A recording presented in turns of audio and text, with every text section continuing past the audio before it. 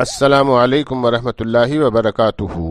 معروف عالم دین مولانا جلیل احسن ندوی رحمہ اللہ کی مشہور و معروف کتاب سفینہ نجات کے باب برے اخلاق کے ذیلی عنوان لباس کس قیمت کا ہو، حدیث نمبر 226 پیش کرنے کی سعادت حاصل کرتا ہوں۔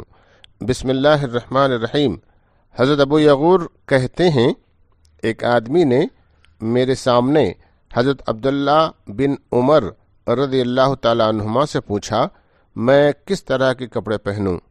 انہوں نے فرمایا، ایسے کپڑے پہنو کہ بیوقوف تمہیں ان کپڑوں کی وجہ سے حقیر نہ جانے اور عقل مند لوگ تم پر اعتراض نہ کریں۔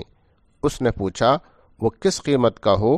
انہوں نے فرمایا، 5 درہم سے لے کر 20 درہم کی قیمت کا ہو۔ اس حدیث مبارکہ کو روایت کیا ہے ترغیب بحوالہ طبرانی نے۔ مولانا جلیل احسن ندوی رحمہ اللہ اس حدیث مبارکہ کی تشریح کرتے ہوئے لکھتے ہیں کہ حضرت عبداللہ بن عمر رضی اللہ تعالی عنہما کے زمانے میں 5 درہم بہت ہوتے تھے۔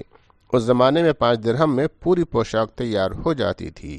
اس تمدنی فرق کو نگاہ میں رکھنا ضروری ہے۔ وآخر دعوانا الحمد للہ رب العالمین۔